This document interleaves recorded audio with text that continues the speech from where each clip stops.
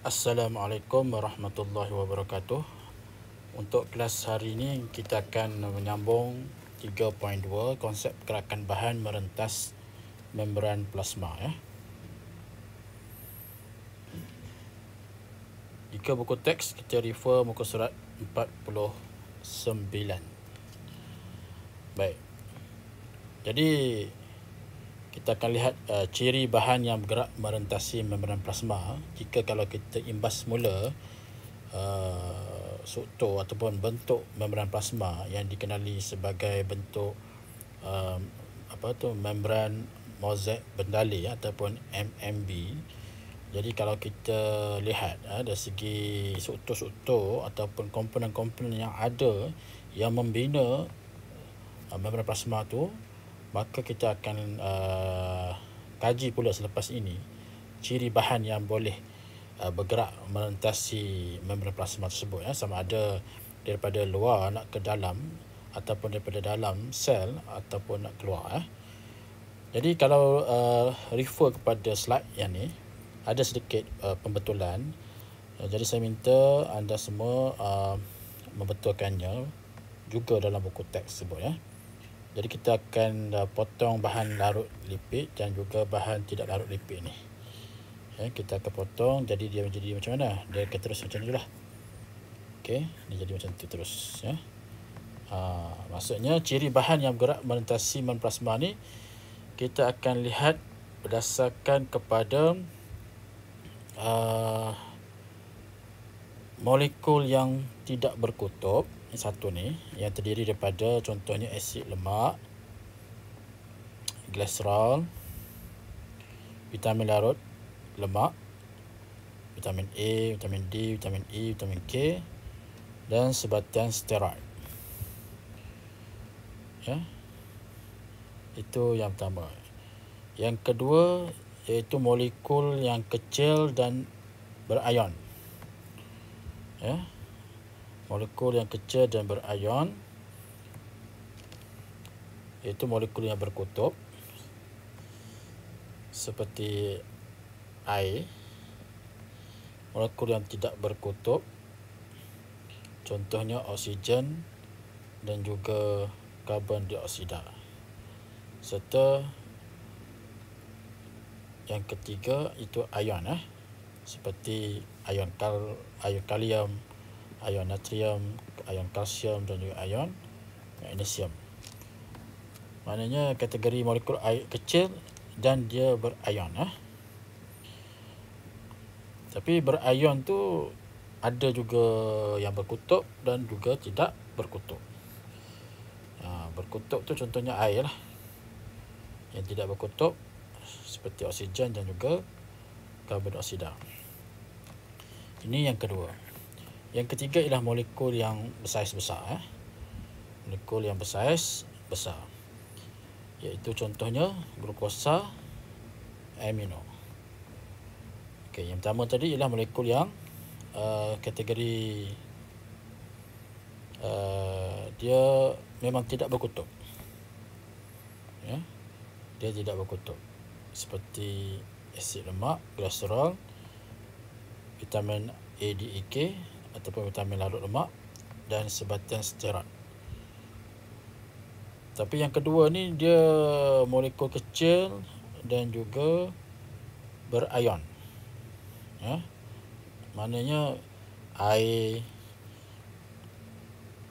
oksigen, karbon dioksida, ya, ion kalium, ion natrium, ion kalsium, ion magnesium ni semuanya dia kecil dan berion. Ya. Tapi dalam pada molekul kecil dan berion tu dia terbahagi pula kepada kategori ada molekul yang berkutub dan molekul yang tidak berkutub. Ya. Jadi persoalan ada yang tanya ya. Mengapa molekul seperti oksigen dan karbon dioksida ni ya dia tak dimasukkan ke kotak ni? Itu satu persoalan ya. Jadi jawapannya ialah kerana cara masuk dia tak sama. Ya, cara dia nak merentas tu. Ya, cara dia nak merentas tu mungkin berbeza daripada yang di kotak sebelah tu ya. Jadi kita akan tengoklah macam mana ya. Baik. Bagi kategori molekul yang tidak berkutub, ya, molekul yang tidak berkutub, tadi kita dah senaraikan tadilah, ya, seperti asid lemak, glycerol, vitamin A, D dan juga sebahagian steroid. Dia ada cara dia bagaimana dia nak masuk, nak merentas masuk ataupun keluar. Bagi molekul yang bersaiz kecil dan berion, ya, molekul kecil dan ion, macam mana cara dia nak masuk, dan juga molekul yang bersaiz besar. Okey. Kita akan lihat dulu gambar ni. Kita cuba fahami ya. Sekarang ni saya nak beritahu ada 3 cara. Ya, 3 cara. Cara yang pertama, dia melalui mana ni, pintu lah, ibarat macam pintu. Melalui protein liang. Ya. Ada yang merentasi ataupun meresapi daripada luar ke dalam, ataupun sebaliknya, dia mesti melalui pintu yang diberi nama protein liang. Siapa? Iaitu molekul kecil dan berion. Ya, molekul kecil dan berion. Tadi orang kata, adakah semua contoh-contoh tadi contoh-contoh molekul kecil dan berion tu melalui protein liang? Itu satu pertanyaan juga. Ya. Jadi jawapannya tidak. Ya, tidak.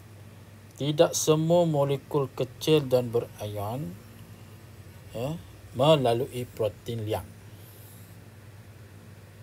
Ya, tidak semestinya. Tidak semestinya ia melalui protein liang. Habis siapa? Siapa yang melalui protein liang? Okey, jadi yang melalui protein liang adalah yang berion, seperti ion kalium, ion natrium, ion kalsium dan ion magnesium.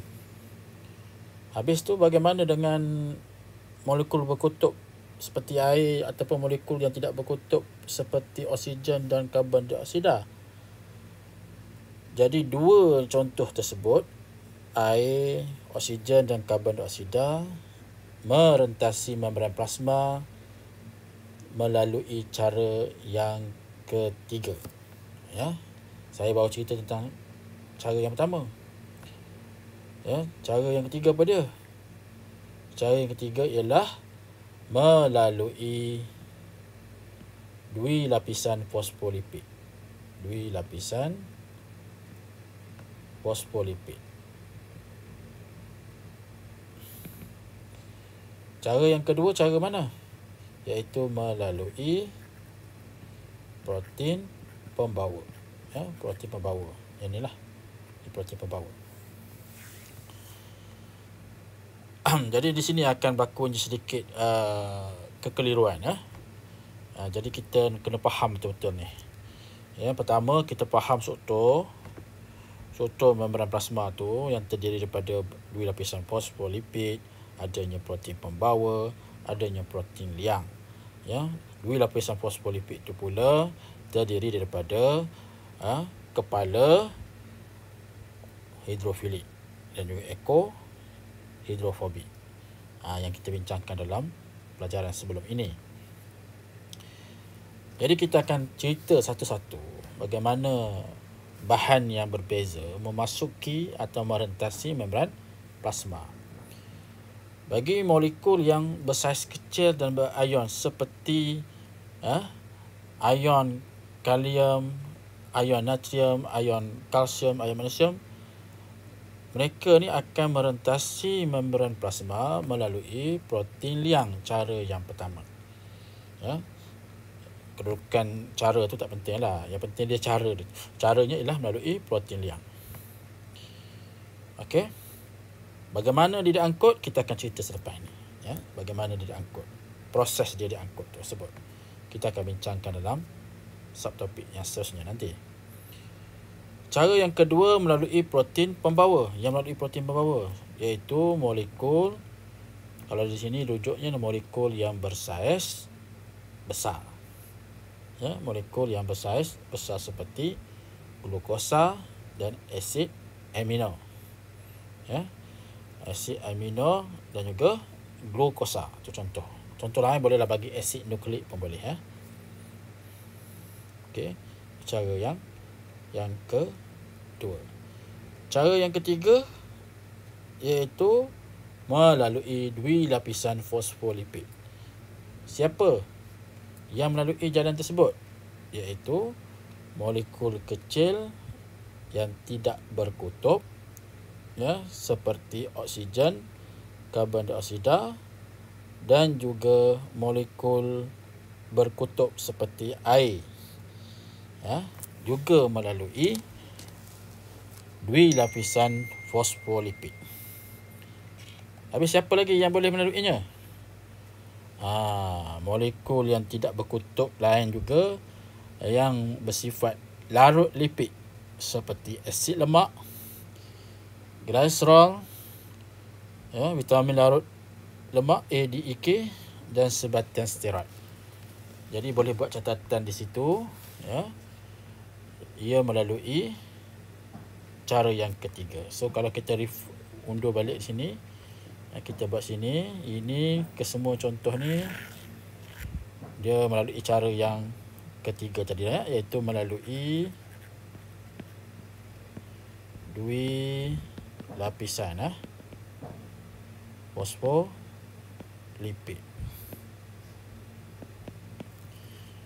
Okey. Kemudian yang ni, yang berion ni, ini melalui cara pertama, iaitu melalui protein liang. Air, oksigen dan karbon dioksida ini pun termasuk dalam dui lapisan fosfolipid. Saya buat singkatan lah, ya, dui lapisan fosfolipid. DLF. Manakala glukosa dan asid amino melalui protein pembawa. Okey, protein pembawa. Maknanya lain bahan berbeza cara ataupun melalui cara yang berbeza, ya, ataupun laluan dia tu. Laluan dia.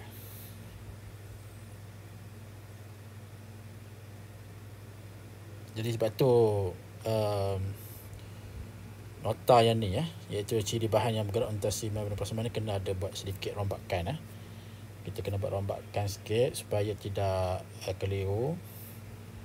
Ya, supaya tidak keliru. Jadi kita akan modify sebalik.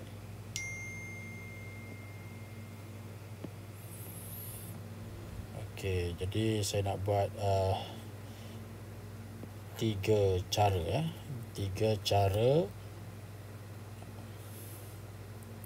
bahan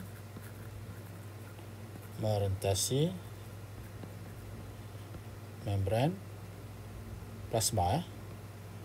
Membran plasma.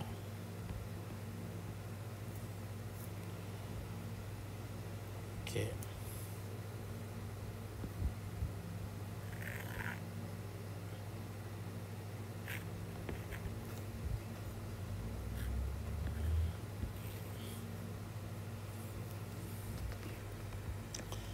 Yang pertama tadi melalui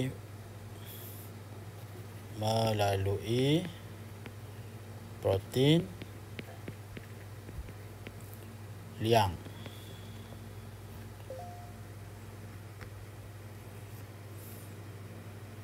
Okey, kedua melalui protein pembawa.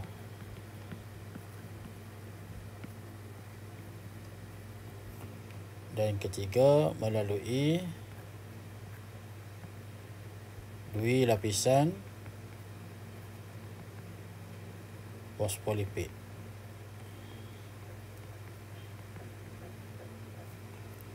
Okey, ada 3 cara ya.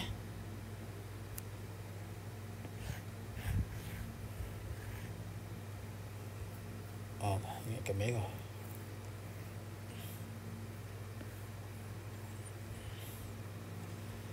Okey. Contoh kita bagi tadi. Kita bagi contoh ya.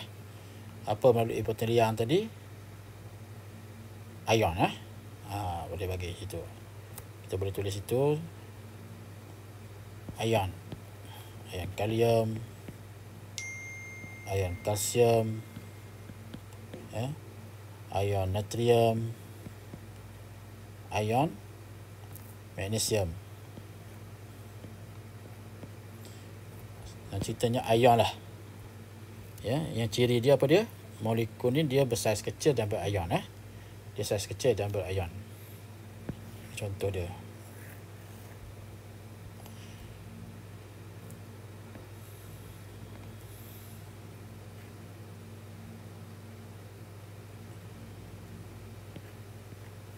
Okey, contoh. Molekul yang melalui ataupun bahan yang melintasi medan plasma melalui protein pembawa yang bersaiz besar iaitu apa dia tadi? Glukosa, contoh glukosa. Dan juga asid amino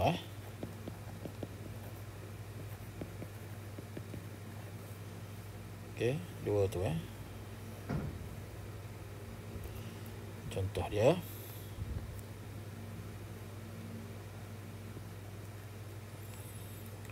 Dan yang melalui dua lapisan fosfolipid ni banyak tadi kan. Dia sebenarnya molekul larut lipid lah ya.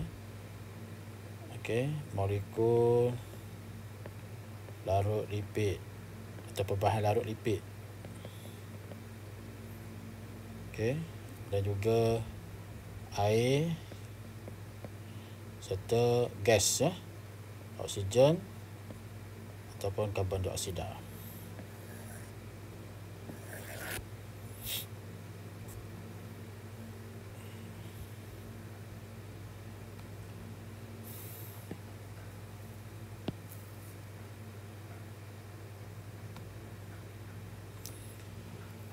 Cuma perlu dia ambil perhatian, molekul larut lipid ni dia adalah molekul yang tidak berkutub tidak berkutub. Begitu juga dengan oksigen dan karbon dioksida. Cuma air ni adalah molekul yang berkutub Ini molekul yang berkutub. Okey, ni molekul berkutub dan juga molekul. Kita kategorikan ini berdasarkan kepada laluan dia Yang dalam buku teks tu berdasarkan kepada jenis. Ciri-ciri bahan. Saya ni buat berdasarkan kepada pintu mana yang dilalui. Pintu mana ataupun cara bahan tu merentasi membran plasma. Baik. Jadi berbalik kepada nota kita. Okey. Jadi ini dia punya gambar yang menunjukkan pergerakan bahan merentas membran plasma. Okey, untuk memahami, untuk kita kata untuk menceritakan, menerangkan bagaimana proses pengangkutan proses pengangkutan bahan tu, maka kita akan gunakan peta alin saya nak tunjukkan ataupun peta pokok, bukan peta alin, peta pokok peta pokok. Peta pokok iaitu jenis pengangkutan pengangkutan. Jadi pengangkutan ni terbahagi kepada dua terbahagi kepada dua jenis, iaitu yang pertama dipanggil sebagai pengangkutan pasif. Ya, pengangkutan pasif. Dan yang kedua dikenali sebagai pengangkutan aktif. Jadi pasif lawannya aktif lah. Ya, lawannya aktif. Pengangkutan pasif ini terbahagi pula kepada 3 jenis proses. Ya, 3 jenis proses. Yang pertama iaitu resapan, ataupun boleh juga ditulis sebagai resapan ringkas. Yang kedua dipanggil sebagai resapan berbantu. Resapan berbantu. Dan yang ketiga dikenali sebagai osmosis. Osmosis, ya. Maknanya ada 3 jenis pengangkutan pasif.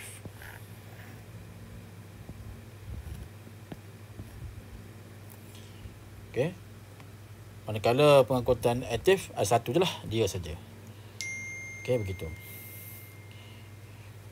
Okey, apakah yang dikatakan pengangkutan pasif? Cuba tengok gambar ni. Apa yang anda dapat lihat berdasarkan gambar ni? Iaitu gambar seorang yang sedang menuruni bukit menggunakan basikal. Jadi proses pengangkutan pasif ni boleh dianalogikan seperti mengayuh basikal menuruni cerun bukit. Okey, bila menuruni ni kalau kita lukis lah, maknanya ibarat kalau kita ambil daripada tempat yang tinggi ke tempat rendah lah. Ya. Begitu arah dia. Ni ke tinggi menuruni. Jadi bila kita menuruni bukit, ya, dia tidak melibatkan penggunaan tenaga. Kita just control, handle je. Kita handling kita tu kena betul. Kalau tidak nanti masuk gaung. Tapi dari segi kita nak cerita dari segi tenaga. Jadi tenaga tidak digunakan, ya, untuk merentasi membran plasma. Itu satu ciri dia. Ya. Ini contoh. Resapan ringkas, osmosis dan resapan bantu adalah contoh pengangkutan pasif. Bagaimana dikatakan resapan ringkas? Kita akan tengok satu-satu. Resapan ringkas ialah, ini definisi dia, pergerakan molekul atau ion. Pergerakan molekul atau ion dari kawasan berkepekatan tinggi ke kawasan berkepekatan rendah. Okey, itu yang pertama, syarat dia. Yang kedua, molekul bergerak menuruni kecerunan kepekatan. Maknanya benda tu dia nak terangkan lah. Ya, nak terangkan daripada kawasan berkepekatan tinggi ke kawasan berkepekatan rendah tu maksudnya menuruni kecerunan kepekatan. Sehinggalah mencapai keseimbangan dinamik. Ya. Keseimbangan dinamik ni bermaksud tiada lagi, ya, maknanya dari segi kepekatan kepekatan bahan di dalam sel dengan luar sel tu jadi seimbang. Jadi pergerakan molekul ni keluar masuk jadi sama, ya, jadi sama. Hal ini berlaku sama ada melalui membran plasma ataupun tidak, ya. Molekul larut lipid seperti asid lemak dan kolesterol, oksigen serta karbon dioksida meresap melalui 2 lapisan fosfolipid secara resapan ringkas. Jadi kalau kita balik semula kepada nota kita yang awal tadi, ya, yang ni. Okey.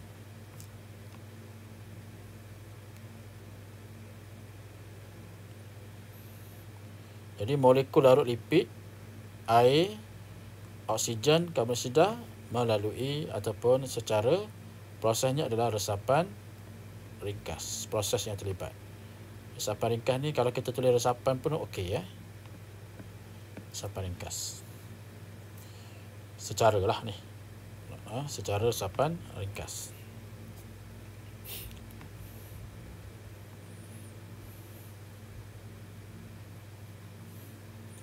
Yang kedua, osmosis.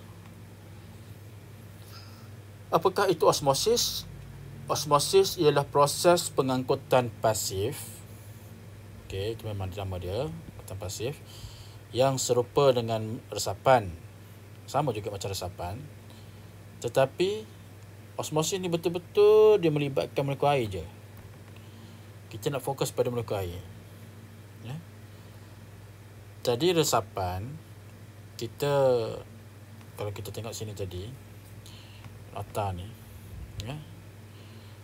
Kita ada molekul larut lipid, air, oksigen dan karbon dioksida. Air ni tak termasuk. Air ni tidak termasuk dalam resapan ringkas. Air ni dia adalah osmosis. Okey, pengangkutan dia adalah secara osmosis. Itu beza dia pula. Ya. Kalau molekul larut lipid, misalnya asid lemak, glycerol, steroid, vitamin A, D, E, K, itu semuanya melalui resapan ringkas. Tetapi bagi air, walaupun dia melalui dua lapisan fosfolipid, tetapi proses pengangkutan dia tidak resapan ringkas. Dia adalah osmosis. Okey ya.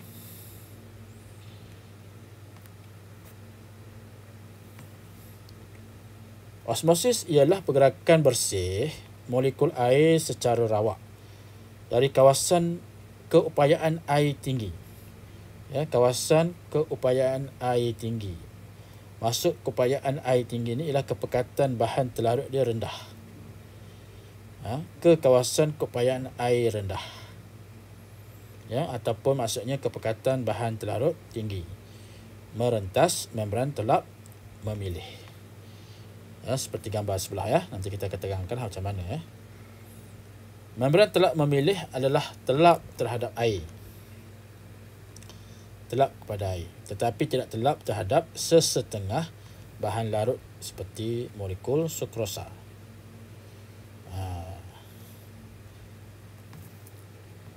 Keadaan yang sama juga berlaku di dalam sel melalui dua lapisan fosfolipid. Okay, dalam sel yang sebenar kita panggil dua lapisan fosfolipid. Ya, maknanya kalau molekul air dia nak meresap masuk ke dalam sel, dia memang melalui dua lapisan fosfolipid, tapi proses pengangkutannya adalah secara osmosis. Ya, macam mana dia nak angkut kita akan ceritakan selepas ini ya.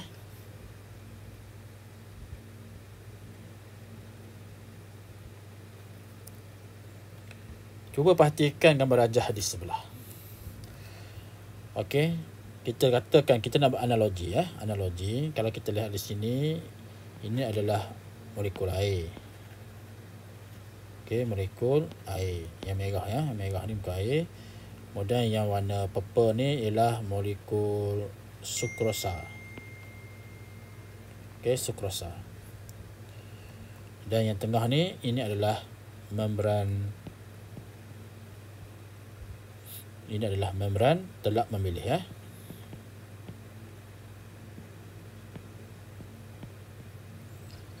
Okey.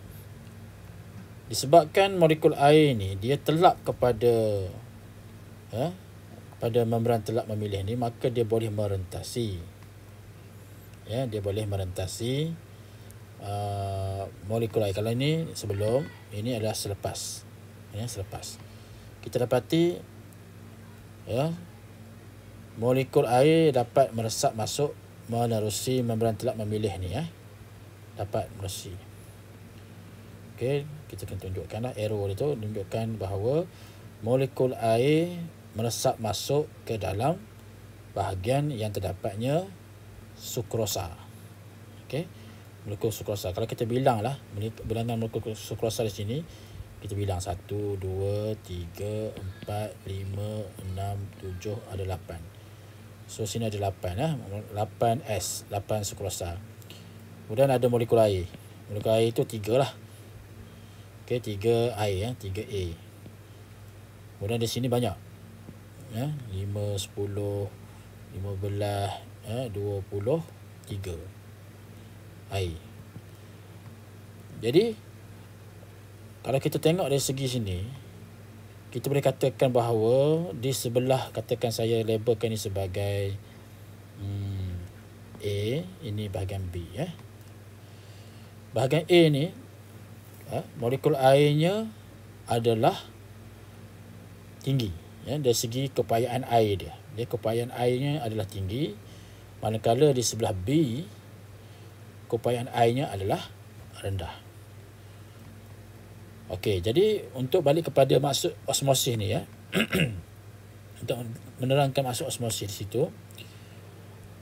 Jadi molekul air ni dia akan meresap dari kawasan yang kepayaan air tinggi ke kawasan kepayaan air rendah. Kepayaan air tinggi bermaksud kepekatan bahan terlarut dia adalah rendah. Dulu kita pernah belajar lah sebelum ni lah, dalam subjek sains. Ada istilah zat terlarut. Ada istilah pelarut. Dan satu lagi ialah larutan. Zat terlarut ni adalah contoh benda asing lah yang selain daripada air suling. Air suling ataupun air adalah pelarut. Contoh air pelarut adalah air. Contoh zat terlarut seperti sukrosa, glukosa, garam. Itu adalah contoh zat terlarut, benda-benda asing selain daripada air. Apabila air dan juga kita katakan glukosa tu bercampur, maka dia jadi larutan. Jadi larutan. Jadi kena faham tu istilah tu. Sekarang ni yang bahagian A ni, dia hanya mengandungi air saja. Air saja, tanpa zat terlarut. Jadi kita katakan di situ, kepayaan air di A adalah tinggi berbanding di B. Berbanding kepayaan air di B. Di B tu ada 3 kan. Ini ada 23, ini ada 3. So kepayaan air di A itu lebih tinggi berbanding dengan kepayaan air di B. Maka apabila berlakunya perbezaan tersebut, air meresap masuk ke dalam B. Dalam B. B ni kepayaan airnya adalah rendah. Bila kepayaan airnya rendah, maksudnya adalah kepekatan bahan terlarut dia ataupun zat terlarut dia adalah tinggi. Maka di sini digambarkan bahawa air ataupun molekul air akan meresap masuk ke dalam bahagian B. Ke dalam B. Daripada 3 jadi berapa sekarang ni? 4, 8, 10. 4, 8, ada 10A. Daripada 3A jadi 10A. Jadi maknanya 7 molekul air meresap masuk ke dalam bahagian B. Bagaimana dengan molekul sukrosa yang warna purple ni? Adakah dia boleh meresap merentasi membran telak memilih ke dalam bahagian A? Jawapannya tidak. Kerana apa? Kerana molekul sukrosa bersaiz besar. Bersaiz besar. Walaupun dia bahan larut, tetapi dia bersaiz besar, maka dia tidak boleh merentasi membran telak memilih. Maka dia kekallah dengan bilangannya 8S. 1, 2, 3, 4, 5, 6, 7, 8. Kekal 8S. Jadi bila air meresap merentasi membran telak memilih ni, apa yang berlaku kepada bahagian B? Meningkat. Aras air meningkat. Kita tengok ni, aras air meningkat. Meningkatlah sebab air masuk. air meresap masuk ke dalam bahagian B tu. Ya. Boleh juga digambarkan seperti ini ya. Sekarang kita ada tiup U ya. Tiup U, kalau kita lihat di sini adanya membran telap memilih yang mengasingkan antara bahagian sebelah, katakan A, ini bahagian B. Okey, kita tengok ya, sama juga contoh ni. Sini kita bilang bilangan air atau bilangan molekul air 1, 2, 3, 4, 5, 6, 7, 8. 8A. Kemudian molekul sukrosa dia ada 1, 2, 3, 4, 5, 6. 6 sukrosa. Kemudian kita kira yang sebelah B ada 1, 2 air. Kemudian sukrosa dia ada 4, 5, 6, 7, 8, 9, 10, 11, 12, 13 S. Ya. Okey, jadi maknanya sebelah A ni keupayaan airnya lebih tinggi berbanding bahagian B. Ataupun ia bermaksud juga boleh dikatakan bahawa kepekatan bahan telarut di A ya, lebih rendah berbanding kepekatan bahan telarut dalam B ya. Sebabnya ada 6, sini ada 13. So ada dua istilah yang kita gunakan di situ ya. Satu ialah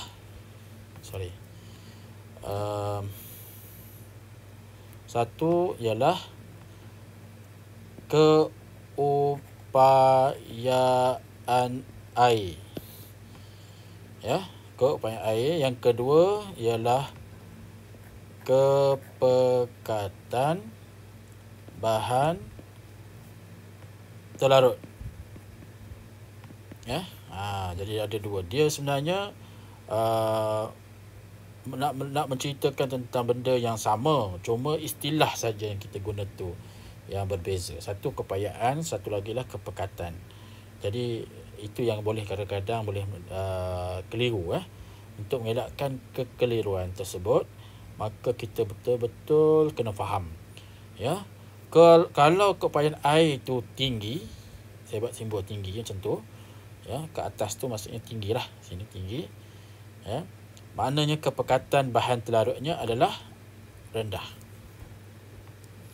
Begitulah sebaliknya, sekiranya kepekatan air adalah rendah, maka kepekatan bahan telarut adalah tinggi. Macam tu. Jadi osmosis ialah proses pergerakan bersih air. Air tu, molekul air itu yang bergerak, bukan molekul lain. Kalau kita cerita tentang gas, salah. Kalau kita cerita tentang bahan telarut pun salah. Kalau kita cerita tentang ion pun salah. Dia mesti cerita tentang air. Molekul air itu yang bergerak. Ya, yang bergerak dari mana ke mana? Dari kawasan yang keupayaan air yang tinggi ke kawasan keupayaan air yang rendah. Melalui apa? Melalui membran telap memilih. Okey, melalui membran telap memilih. Okey, ataupun kita kata osmosis ialah proses pergerakan bersih molekul air dari kawasan kepekatan bahan telarut rendah ke kawasan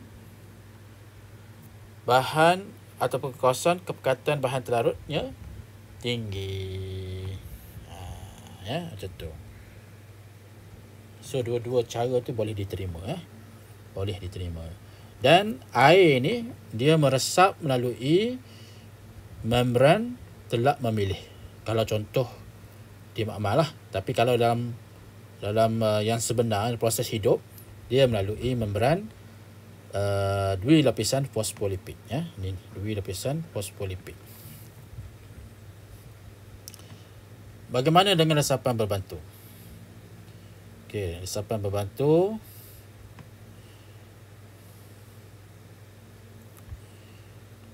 itu bahan yang tidak larut dalam lipid.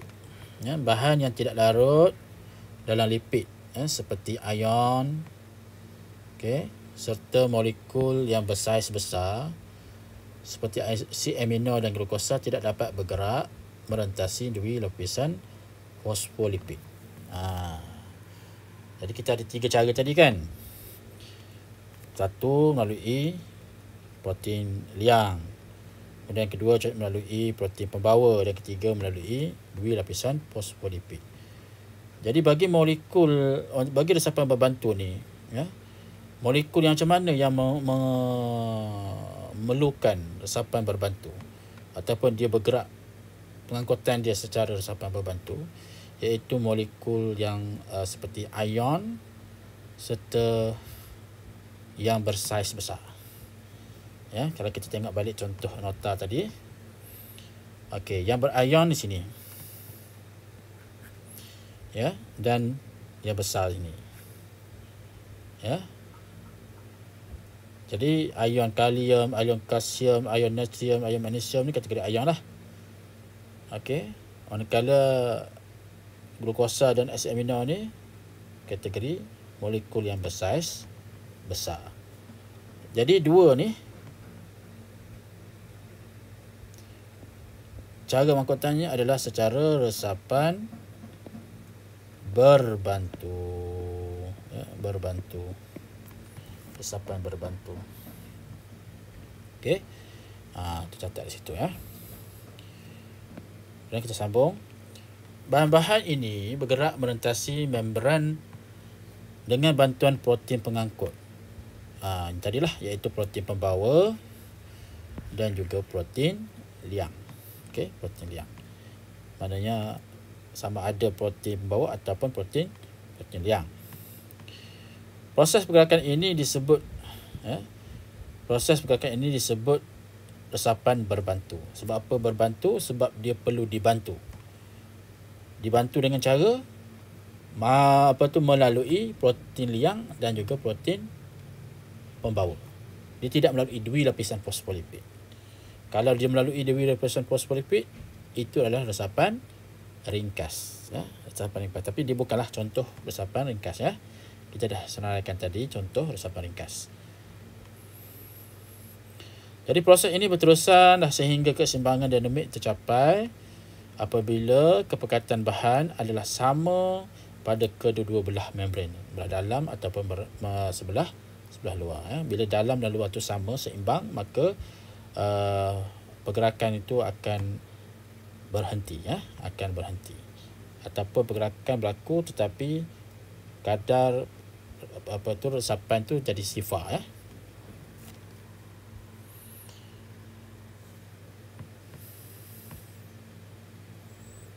Okey, kita tengok yang tadi. Protein liang. Protein liang ni mempunyai liang atau terusan untuk membolehkan molekul kecil terlarut. Molekul kecil terlarut serta ion meresap merentasi membran plasma. Liang mengandungi ciri dalaman spesifik yang hanya membenarkan ion tertentu saja melaluinya. Ya, kalau kita perhatikan di sini ya, ini protein liang. Kemudian ini adalah liang dia. Ini liang dia. Ya. Jadi hanya ion tertentu saja yang boleh melalui liang tersebut. Dia spesifik ya kepada ion tertentu. Kalau misalnya protein pembawa pun begitu juga ya. Iaitu mempunyai tapak spesifik dan hanya boleh bergabung dengan molekul tertentu saja. Misalnya molekul glukosa hanya boleh bergabung dengan tapak spesifik pada protein pembawa glukosa saja. Dia tidak sama ya.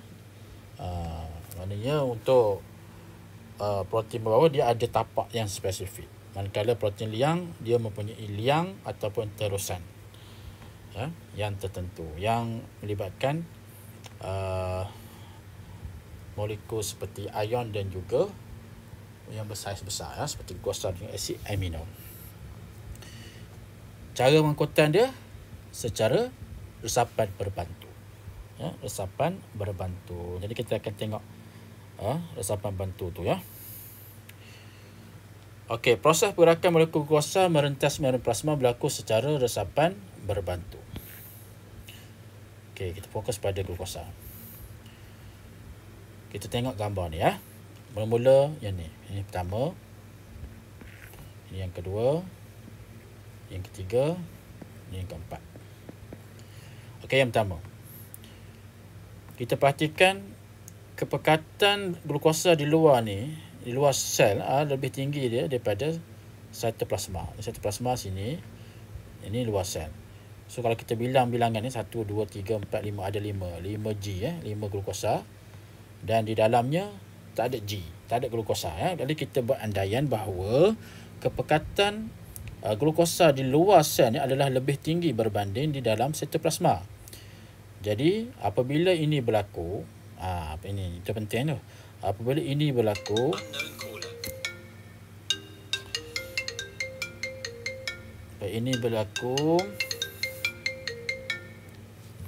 apabila ini berlaku, ini akan membawa kepada maksud resapan berbantu tu sendiri Jadi kita akan bincangkan tentang resapan berbantu sekarang ni. Jadi apa yang akan berlaku, molekul glukosa ni dia akan bergabung dengan tapak yang spesifik dengan protein pembawa. Dia akan bergabung dengan tapak yang spesifik dengan pada protein pembawa ni. Okey. Kemudian protein pembawa akan berubah bentuk. Dia akan mengikut bentuk glukosa tu. Protein pembawa tu yang berubah bentuk, bukannya glukosa tu yang berubah bentuk.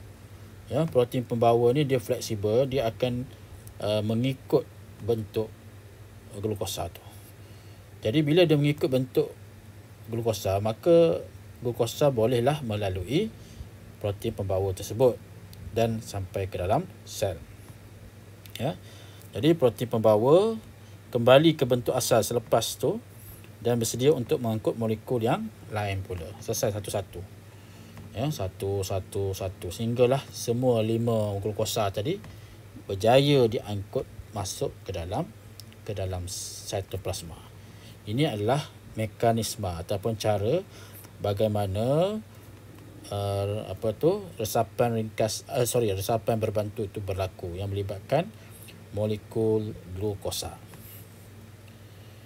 Sekarang ni kita nak pindah kepada pengangkutan aktif Bagaimana dengan pengangkutan aktif? Tadi kita cerita tentang pengangkutan pasif yang melibatkan resapan ringkas, osmosis dan juga resapan berbantu. Sekarang ni kita nak tengok pengangkutan aktif. Jadi pergerakan bahan molekul atau ion merentasi membran plasma menentang kecerunan kepekatan. Menentang kecerunan kepekatan. Dia punya kata kuncinya adalah menentang. Menentang ni maksudnya dia melawan lah. Kalau misalnya tadi orang yang kayuh basikal menuruni bukit tu adalah analogi bagi pengangkutan pasif. Jadi kalau pengangkutan aktif, mendaki bukit pula lah. Orang kayuh basikal menaiki bukit ataupun mendaki bukit. Jadi kalau mendaki bukit perlu tenaga tak? Perlulah. Jadi tenaga yang banyak diperlukan untuk melawan kecerunan kepekatan tersebut ataupun kecerunan bukit yang tinggi tu Jadi memerlukan tenaga, dan tenaga itu dalam bentuk molekul ATP. ATP ialah adenosine triphosphate yang dijana semasa respirasi sel. Jadi pernah belajar sebenarnya dalam semasa tingkatan 2, tingkatan 3 rasain lah. Jadi respirasi merujuk kepada proses pengoksidaan glukosa untuk menghasilkan tenaga. Jadi tenaga tu dalam bentuk ATP, molekul ATP. Jadi pengangkutan aktif memerlukan protein pembawa yang spesifik. Protein pembawa yang spesifik. Okey, kita tak bukan protein liang protein pembawa yang spesifik yang mempunyai tapak spesifik untuk bergabung dengan molekul ataupun ion. Jadi maknanya dia dah bagilah laluan yang melalui protein pembawa ni bukan sahaja melibatkan resapan berbantu, pengangkutan aktif pun melalui protein pembawa protein pembawa. Protein pembawa juga mempunyai tapak untuk bergabung dengan molekul ATP. Sebab dia memerlukan tenaga, jadi dia kena spesifik kepada juga kepada molekul ATP supaya tenaga tu dapat dibekalkan. Jadi protein pembawa dia akan berubah bentuk apabila kumpulan fosfat bergabung kepadanya. Sebabkan dia nak lawan ataupun nak menentang kecerunan, seperti orang yang mendaki, mengayuh basikal, mendaki bukit. Jadi tenaga tu ada dalam bentuk ATP. Tapi tenaga tu dia perlu untuk memastikan protein pembawa tu berubah bentuk dengan cara kumpulan fosfat tu kena bergabung kepada dia. Kemudian molekul ataupun ion tu akan bergerak merentasi membran. Maksud di situ kita akan tengok nanti lepas ni. Pengangkutan aktif mengakibatkan pengumpulan atau penyingkiran molekul atau ion dalam sel. Pengangkutan aktif mengakibatkan pengumpulan atau penyingkiran molekul atau ion dalam sel. Kalau masuk ke dalam sel, pengumpulan lah. Kalau dia keluarkan molekul tu daripada sel, maknanya itu menyingkirkan. Jadi protein pembawa yang terlibat dalam pengangkutan aktif biasanya dikenali sebagai PAM. Ini beza sikit dengan resapan berbantu yang melibatkan molekul yang bersaiz besar seperti glukosa tadi. Jadi kalau pengangkutan aktif dia menggunakan juga laluannya ialah protein pembawa, tetapi kita kenali dia sebagai PAM. Misalnya dalam sel haiwan, protein pembawa yang mengangkut ion natrium keluar sel dan ion kalium ke dalam sel disebut sebagai PAM natrium kalium. PAM natrium kalium, di mana ion natrium dibawa ataupun diangkut keluar daripada dalam, keluarlah natrium. Kalau ion kalium dibawa ke dalam, daripada luar ke dalam sel. Jadi natrium keluar, kalium ke dalam. Kita panggil sebagai PAM natrium kalium, ataupun dipanggil mekanisme PAM natrium kalium. Macam mana mekanisme dia? Yang pertama, kita tengok gambar rajah ni. Cuba perhatikan, kita ada bendalil luar sel, kemudian ada bendalil dalam sel. Dalam sitoplasma lah, ini sitoplasma, ini bendalil luar sel. Kita perhatikan ion natrium di dalam sitoplasma ni hanya ada satu. Ada satu. Jadi kepekatan ion natrium adalah rendah berbanding kepekatan natrium di luar. Di luar daripada sel. Di sini ada tiga. Tiga natrium, di sini ada satu. Di dalam ada satu, di luar ada tiga. Jadi satu dengan tiga. So itulah yang satu tu kepekatan natriumnya adalah rendah berbanding dengan di luar. Jadi apabila berlakunya keadaan seperti ini, di mana pergerakan natrium ni dia perlu keluarkan, sebab kita mekanisme PAM natrium kalium. Natrium ni dia kena keluar. Jadi proses pengangkutan aktif akan terlibat di sini. Untuk membolehkan ion natrium tu bergerak keluar, dia perlukan protein pembawa. Maka ion natrium akan bergabung dengan tapak aktif protein pembawa. Di situ. Kemudian untuk membolehkan protein pembawa ni dia berubah bentuk, sebab ni molekul yang kita kata berion. Jadi protein pembawa ni dia perlu berubah bentuk mengikut bentuk molekul. Maka tenaga diperlukan. Tenaga tu dalam bentuk molekul ATP. ATP ni akan ditukarkan dalam bentuk ADP dan juga fosfat. Jadi molekul ATP terurai kepada ADP, iaitu adenosina D-fosfat dan juga fosfat. Daripada ATP ditukar jadi ADP. 3 ni 3 lah. D ni 2. So satu lagi P. Jadi fosfat yang lagi ni dia akan terikat kepada protein pembawa. Yang maknanya kumpulan fosfat ini akan bergabung dengan tapak aktif protein pembawa. Kemudian ikatan fosfat tu membekalkan tenaga lah dan mengubah bentuk protein pembawa, lalu ion natrium diangkut melalui protein pembawa keluar sel. Yang keempat ni, okay, kita perhatikan pula bagaimana sekiranya ion kalium pula daripada luar nak ke dalam.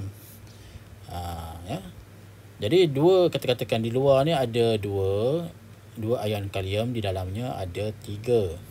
So maknanya luar tu rendah, bilangannya sedikit, dan di dalamnya adalah tinggi, maka pengangkutan aktif akan berlaku. Jadi 2 ion kalium dari luar sel bergabung dengan protein pembawa, kemudian kumpulan fosfat meninggalkan protein pembawa. Ditinggalkan. Tadi kalau natrium dia terikat, tapi untuk kes ion kalium, kumpulan fosfat ni dia akan meninggalkan protein pembawa. Jadi kehilangan kumpulan fosfat ni mengembalikan bentuk asal. Jadi bentuk asal protein pembawa tu akan kembali seperti sedia kala. Jadi ini akan membolehkan ion kalium diangkut melalui protein pembawa ke dalam sel. Jadi berlakulah mekanisme pam natrium kalium. Jadi pengangkutan aktif yang terdapatnya sejenis lagi pam, iaitu pam proton. Selain daripada pam natrium kalium, ada satu lagi iaitu pam proton. Contohnya pam proton yang terdapat pada sel epitelium yang melapisi rongga perut. Rongga perut. Okey, tengok gambar rajah sebelah tu ya. Okey, di sini sitoplasma, di mana pH dia tinggi, kepekatan ion hidrogennya rendah. pH dia tinggi. pH tinggi ni maknanya pH dia dalam 2 lah. pH yang perut, asid, pH 2. Kepekatan ion hidrogennya rendah. Dibandingkan dengan medali luar sel, pH dia rendah, jadi kepekatan ion hidrogennya adalah tinggi. Jadi pam proton ni menyebabkan kandungan perut kita ni berasid. Jadi berasid. Tenaga daripada ATP, tenaga daripada ATP ni, membolehkan ion hidrogen diangkut melalui protein pembawa. Sebab apa? Kita tengok kepekatan ion hidrogen adalah rendah di dalam sitoplasma, manakala di luar kepekatan ion hidrogen adalah tinggi. Sini ada 1 hidrogen, sini ada 5 hidrogen. So daripada rendah ke tinggi. Jadi pengangkutan aktif ni berlaku. Jadi tenaga daripada ATP membolehkan ion hidrogen diangkut melalui protein pembawa. Jadi protein pembawa ni juga dikenali sebagai pam proton. Sebab apa proton? Sebab melibatkan ion yang bercas positif. Bercas positif yang merujuk kepada ion hidrogen. Hal ini menyebabkan pengumpulan ion hidrogen dan menghasilkan asid dalam rongga perut. Menghasilkan asid dalam rongga perut. Bila ion hidrogen tu disingkirkan keluar, maka kita kata dalam rongga perut dan ataupun dalam sitoplasma tu akan menjadi lebih berasid. Lebih berasid.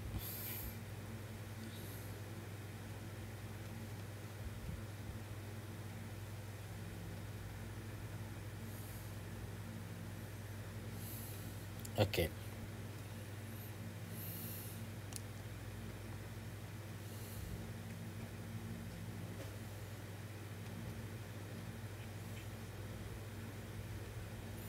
Jadi di sini kita dapat buat perbandingan, iaitu persamaan dan perbezaan antara pengangkutan pasif dengan pengangkutan aktif. Persamaannya, yang pertama, kedua-duanya mengangkut bahan merentas membran. Yang kedua, kedua-duanya berlaku melalui membran telap memilih. Perbezaan, yang pertama, pengangkutan pasif tidak memerlukan tenaga, pengangkutan aktif memerlukan tenaga. Yang kedua, perbezaan kedua, pengangkutan pasif berlaku mengikut kecerunan kepekatan, manakala pengangkutan aktif berlaku menentang kecerunan kepekatan. Dan yang ketiga, pengangkutan pasif berlaku sehingga keseimbangan dinamik tercapai, manakala pengangkutan aktif berlaku pengumpulan dan penyingkiran molekul ataupun ion. Jadi kalau kita balik semula kepada nota kita tadi, ya. Jadi di mana kedudukan pengangkutan aktif? Okey. Jadi pengangkutan aktif dia mesti melibatkan protein pembawa, protein pembawa. Ya, protein pembawa. Jadi mana kita nak tarik di sini, ya. Protein pembawa. Siapakah yang melaluinya? Iaitu ion, ion.